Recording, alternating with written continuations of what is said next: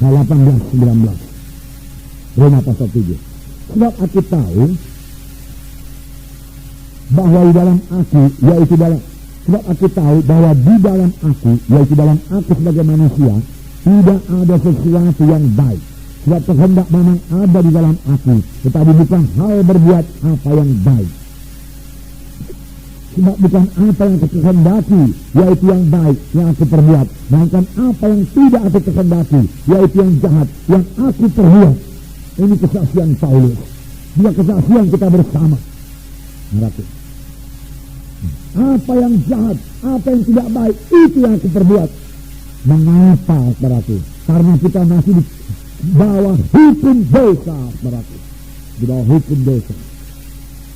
Apakah jawaban bagi ini, bagi hal ini? Berarti? Ayat 24. Aku manusia celaka. Siapakah yang akan melepaskan aku dari tubuh maut ini? Tuhan kita. Inilah jawabannya, saudaraku. Kemudian pasal 8 ayat 1 berkata, demikianlah sekarang tidak ada penghukuman bagi mereka yang ada dalam Kristus Yesus. Roh yang memberi hidup telah memerdekakan kami dalam Kristus dan dari hukum dosa dan hukum maut. Ayat 2. Roh yang memberi hidup atau Roh Kudus telah memerdekakan kami dalam Kristus dari hukum dosa dan hukum maut. Roh Kudus membebaskan dari hukum dosa dan hukum maut. Apakah itu hukum dosa? Saudara, kita semua mengetahui hukum gravitasi. Daya tarik bumi. Kalau saya lempar ini ke atas, jatuh ke bawah berarti.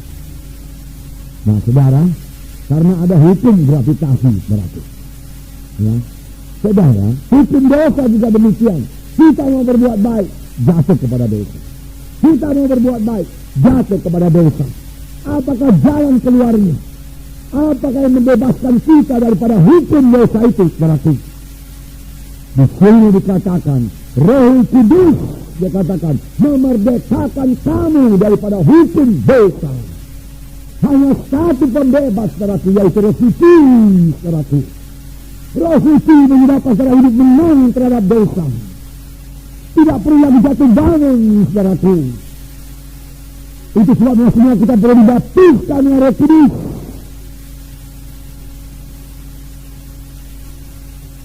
Karena hidup kekristenan kita ini, saudaraku, bukanlah dimaksudkan Tuhan hidup jatuh bangun.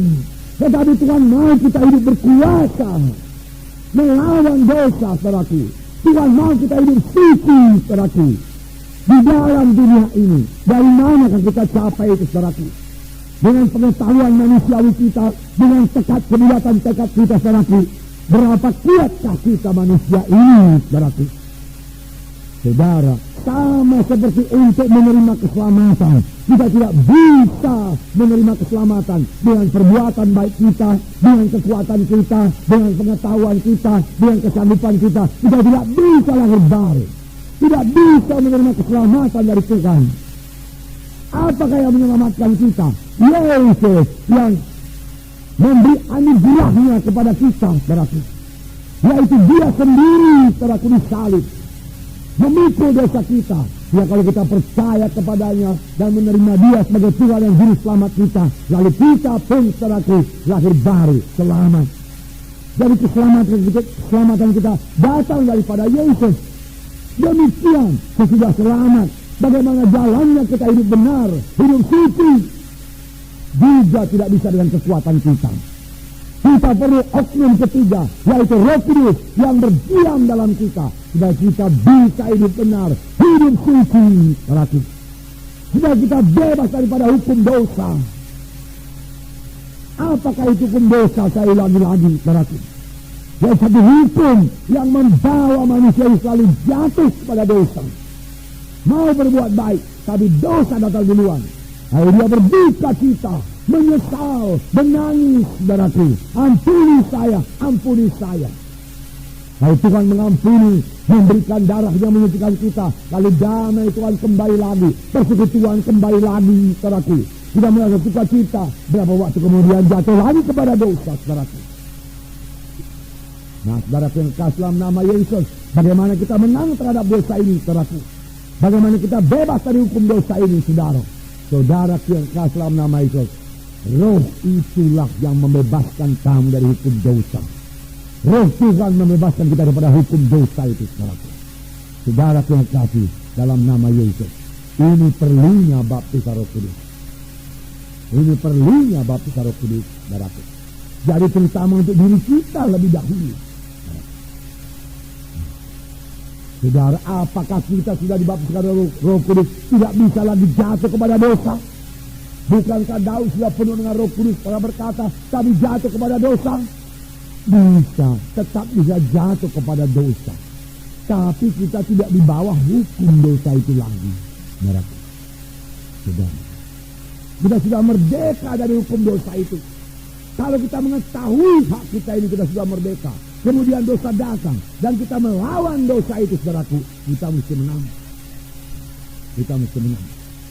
Roh Kudus sudah memerdekakan kami, dari hukum dosa dan hukum maut, yaitu Roh Kudus. Haleluya, saudara. Mereka telah oleh kuasa. Tanpa kuasa itu mereka tinggal kecil saja, saudaraku. Padahal Tuhan telah memberikan kuasa itu kepada kita. Menjadi saksi Yerusalem, Judea, Samaria, hingga sampai ke ujung bumi. Nah, jadi itu pertama sekali, saudaraku, baptis Roh Kudus kepada kita, bila kita menang terhadap dosa, bila kita hidup benar, hidup suci. Terima baptis Roh Kudus. Setelah kita terima baptis Roh Kudus, penuh senantiasa dengan Roh Kudus. Kalau sudah penuh dengan Roh Kudus, dalam beroleh kuasa untuk hidup benar, untuk hidup suci, saudaraku. Kalau sudah penuh dengan Roh Kudus, kita sudah baca firman Tuhan, kita akan menjadi mengerti firman Tuhan ini. Kalau sudah penuh dengan Roh Kudus, kita sudah melayani, pelayan saudara diurapi oleh Roh Kudus. Jadi untuk diri kita sendiri, saudara. Yang kedua, saudaraku, Roh Kudus memberikan kuasa dalam pelayanan. Memberikan kuasa dalam pelayanan. Sehingga pelayanan kita ini berhasil dan berbuah. Saudara, untuk berbuah itu perlu kuasa, saudaraku, kuasa. Kuasa Roh Kudus yang mengurapi kita. Saudara, sehingga kalau kita memberitakan firman Tuhan ataupun bersaksi, ada urapan Roh Kudus.